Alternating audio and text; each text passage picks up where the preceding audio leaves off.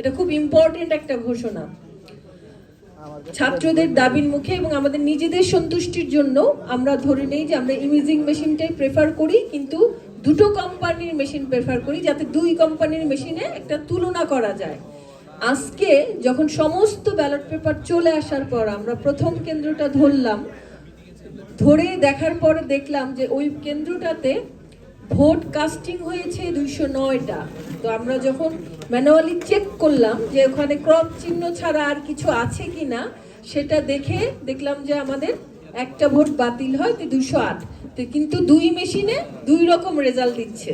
আমরা তো সেটা নেব না, কারণ একটা ভোটও যদি ভিন্ন হয়, সে একটা ভোটেও তো অনেক বড় কিছু হতে পারে। তো এটা আমরা বারবার, যে মেশিনটা একটু ভুল দেখাচ্ছে সেই মেশিনটাই আমরা 4বার 5বার রান করালাম, একই রকমই আসছে। এখন আমরা তো ছাত্রদের বলে ফেলছি যে আমরা দুটো মেশিনে করব, মানে দুই কোম্পানির মেশিন, তিনটা 6টা। এটা তো আমরা যা করব ছাত্রদের সাথেই করব। তো এতক্ষণ আমরা আবার আমাদের সম্মানিত প্রার্থী ভিপি এবং জিএস প্রার্থী সকল প্যানেল এবং স্বতন্ত্র এবং অন্যান্য প্রার্থীরাও ছিলেন এবং বিশ্ববিদ্যালয়ের সকল স্টেক হোল্ডাররা ছিলেন, সবার সাথে বসে সবার মতামত নিয়ে আমরা নিজেরা কোনো ডিসিশন নিতে চাই নাই, কাউকে চাপিয়েও দিতে চাই নাই, কারণ এটা ছাত্রদের ইলেকশন, আমরা সেটাতে হেল্প করছি।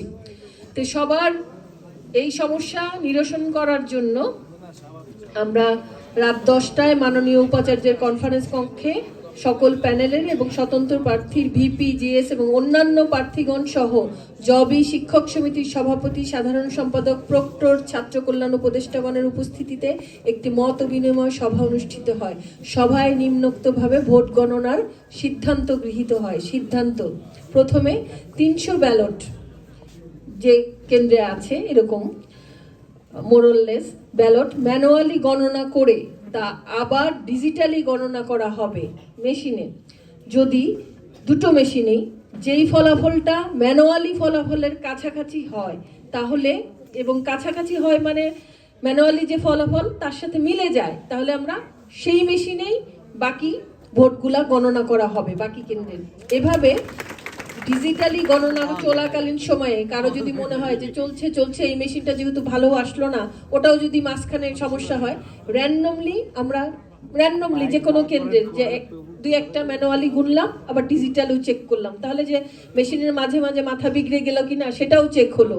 আচ্ছা, এভাবে গণনা করা হবে। এভাবে সকল কেন্দ্রের ভোট ডিজিটালি গণনা শেষে একসাথে যকসু নির্বাচনের ফলাফল ঘোষণা করা হবে। আমরা এর জন্য সকাল থেকে আমরা এখানে আছি।